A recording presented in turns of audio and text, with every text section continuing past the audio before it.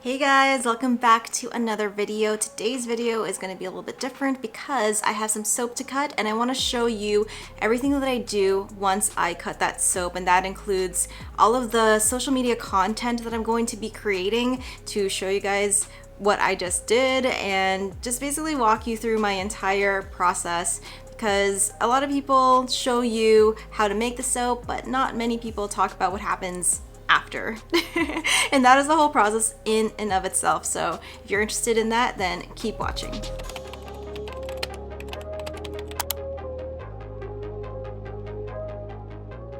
So I have 4 loaves of soap here. I have 3 different kinds. These 2 are my best-selling signature Georgia-based soaps. This is another bestseller, my French lavender soap. And over here is a different soap, which I won't be selling online because it is a custom soap that I've made for a smoothie shop in town that's actually down the street from where we live. But this is what they call Victoria Harbor Sunset soap or something like that.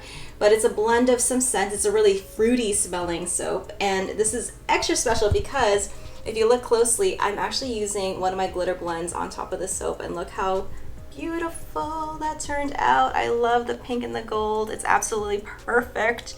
So I'll go ahead and cut these soaps and then I'll walk you through everything that goes after the soap is cut.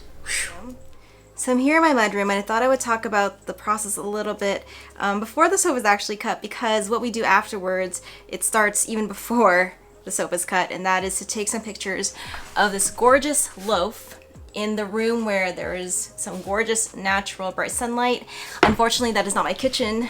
It is here in the mudroom. Before I even cut the soap, before I do anything, I bring it over here in the mudroom, and then I take a few pictures with my really nice camera of just the loaf uncut, because I feel like this looks so beautiful uncut and should be pictured multiple times from many different angles. So that's what I do before anything. And also, when I'm cutting a brand new soap that looks really pretty, in particular this soap looks gorgeous, I like to start to take a little bit of footage for my TikTok that I have, that I sporadically upload to once in a while. One of the really fun videos that I like to do for TikTok is the process of soap getting cut, and it starts off with the uncut soap loaf. So I'm going to take my phone, take a quick video of this soap loaf in this gorgeous light, and then we will proceed from there.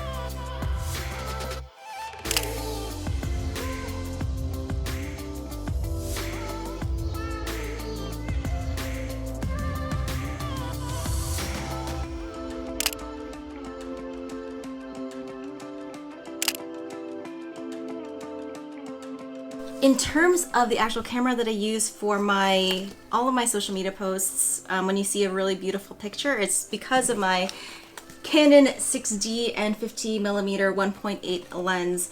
And this is a really expensive setup, so if you're just starting your soap business, you probably won't be diving headfirst into gear like this, but it's something to aspire to, because if you are competing with a lot of people who are also selling soap, it's gear like this that will set your content above the competition, trust me.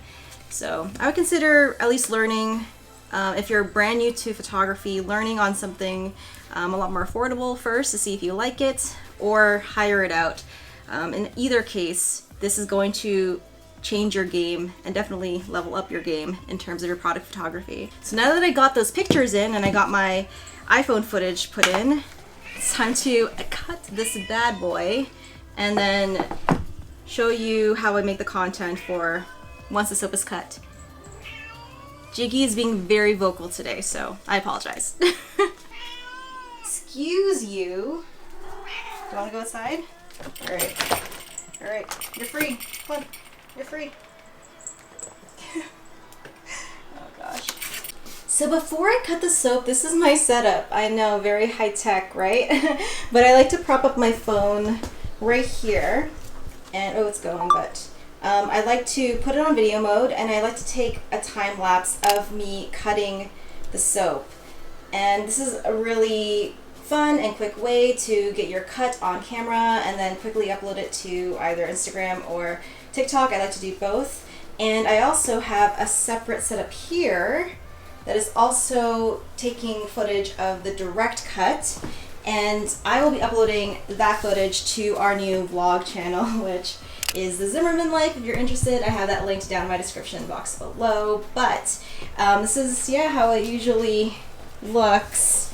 So now that the soap is all cut, I take my phone and I take more footage to use on my TikTok. One of the things that I really like is the sweeping shot of all of the cut soap, and then one last hero shot of a nice design right up to close to my face, and that's it for that. I have the footage that I need for my TikTok. And if the soap is appearing on my website, I usually take the time to take product photos of this soap, but because this is a custom soap I will not be putting on my website, then all I'm just going to be taking photos of at this point are pictures meant for my Instagram.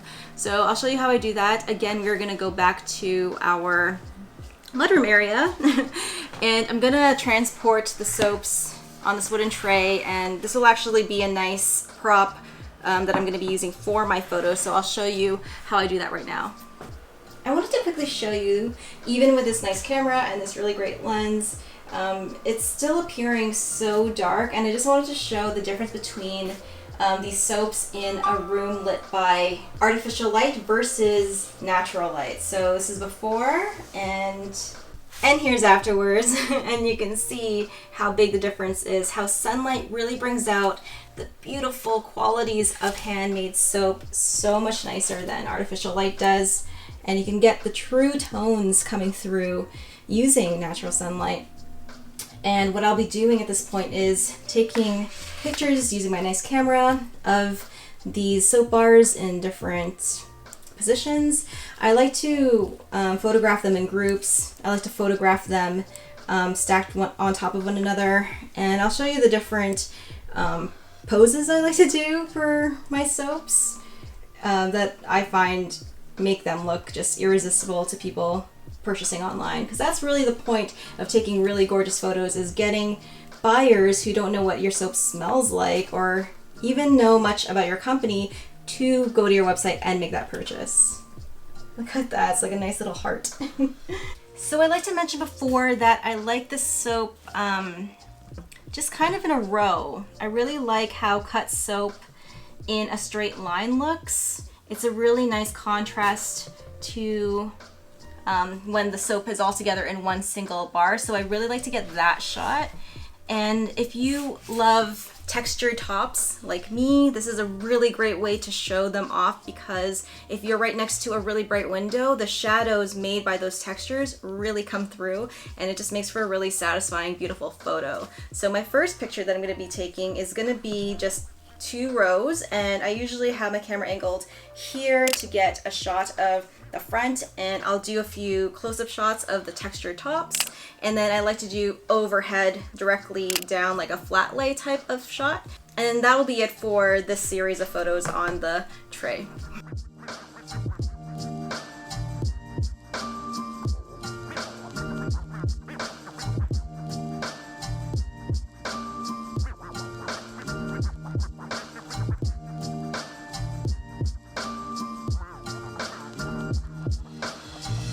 Another really fun shot that I love to do is these disorganized clumps of the product. I really find that having the same type of product all grouped together makes for a really satisfying photo. I really love how these pictures look on social media, so that is something that I try to get if I remember to. I often forget to do this shot, but you can see how I have one of the bars highlighted, and then just the other soaps grouped together as kind of like a frame.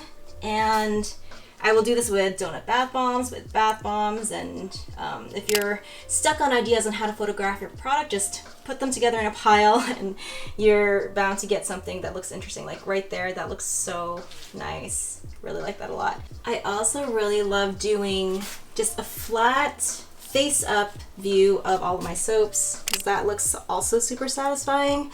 And I find that this looks really cool on social media, so I try to get this type of shot as often as possible, because you can see all the different swirls that I was able to achieve, and this just looks so cool. Really like this shot a lot. So for this type of shot, it's really nice to have a direct overhead shot of everything. It's also really nice to get kind of a side view on stuff, and you can even go from the other end to show a little bit of the textured tops. But really the whole fun of taking product photography is experimenting with angles. Maybe you can find your signature angle, like that's kind of cool right there. But the point is just take as many pictures as possible, because you never know where that great shot is going to be.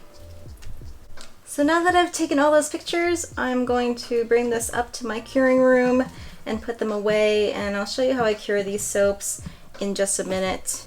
Yeah, it's a bit of a process taking all of these shots that I need for social media and for my videos. It does take up a lot of my time, so ideally in the future I'd love to have this outsourced to someone who can do it, because I feel like at the end of the day this product is so beautiful. We're so lucky that we get to work with such gorgeous models.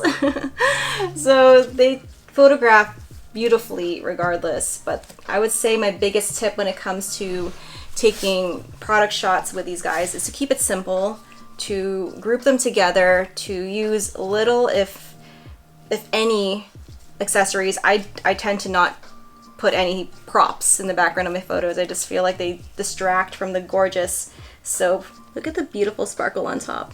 I really like this blend a lot. So nice.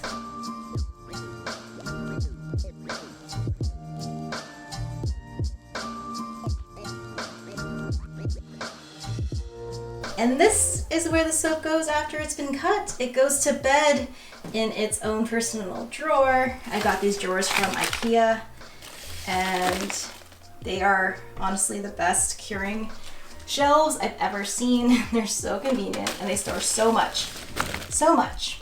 So now that the soaps are curing in their shelves, they are going to stay there for about 4 weeks. And what they're going to be doing in there is what's called a cure. And while they're curing, the water content in these soap bars are going to evaporate and leave the soap bar. And you might be tempted to sell these soaps right away without letting them cure, but nothing compares to a fully cured soap bar. The quality of the soap is so much better. It's a much harder bar. The lather is so much fluffier. It is a much nicer bar. Do your company a favor and only sell a bar of soap that's been fully cured. Now, the room that you want to cure these soaps in, you want it to be a dark room. I opened up the shade in the window in this room so that you guys can see me, but normally this room does not have any sunlight in it, and we also have a dehumidifier going at all times. And the dehumidifier really helps with the curing process, but it also helps with humidity related problems like DOS. And I have had experienced that before where my soap started to get DOS a little bit, and it was because of a very humid storing room. So try to keep your soaps in a place where sunlight won't touch it, where it's super dry, and you will have a really great bar soap at the end of 4 weeks. I actually forgot to mention that also the reason why we want the soaps curing in a really dark room is because a lot of colorants tend to fade in sunlight, specifically natural colorants like spirulina. Anything green tends to not stay green in soap if sunlight touches it. It'll fade regardless, but sunlight makes it fade a lot faster. And here is my Dempsey girl.